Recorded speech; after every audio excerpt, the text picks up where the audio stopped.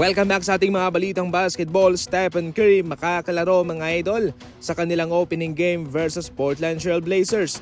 Naging palaisipan para sa mga fans kung itong si Stephen Curry ay magiging available ba sa labang iyon. Kahit nagkaroon siya ng injury sa kanyang daliri, ayon sa kanilang NBA insider na si Anthony Slater, mayroong go signal na itong si Steph para maglaro.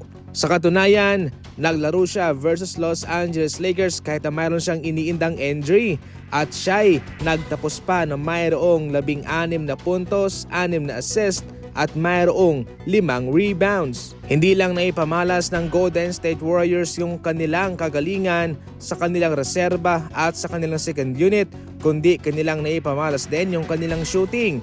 Mas pinaigting pa yung kanilang shooting sa 3 kung saan umaabot lang naman sa 42 attempt per game ang kanilang tinitira o yung kanilang pinapakawalan. Maliban kay Stephen Curry mga idol, si Podziemski na mayroong broken nose ay inaasahan nga rin hong magiging available sa kanilang laban versus Blazers sa Huwebes.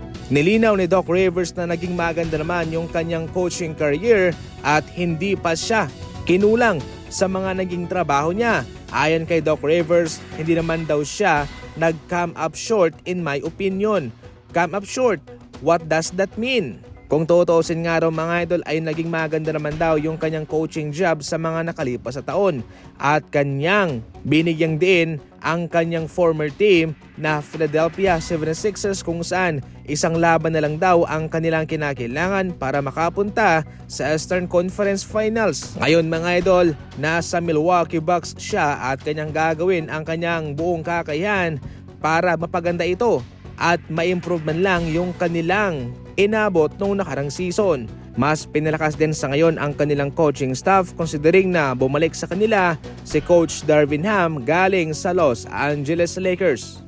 Kinall out naman ni Kevin Garnett sa Joel Embiid na hindi na raw ito maglalaro ng back-to-back game. Ayon kay Kevin Garnett, 82 games lang yan. Yan ang trabaho nyo. Dapat gawin nyo.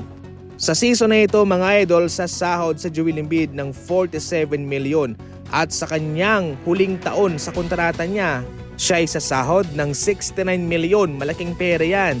At kaya sa isang manalarong hindi po pwedeng maglaro ng back-to-back game, nako, parang hayahay itong sa Joel Embiid ano. Pero yan na lang ang kanilang magagawa. Dahil sa kabilang banda, hindi naman po pwedeng kanilang ibabad ito at magre-resulta sa pagkaka-injured niya. At syempre, mas kawalan yon.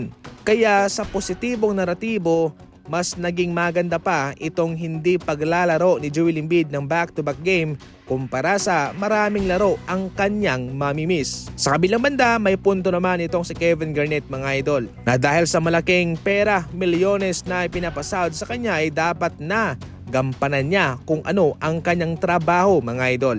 Well, para sa inyo, ano ang komento ninyo? I-comment lang yan sa comment section.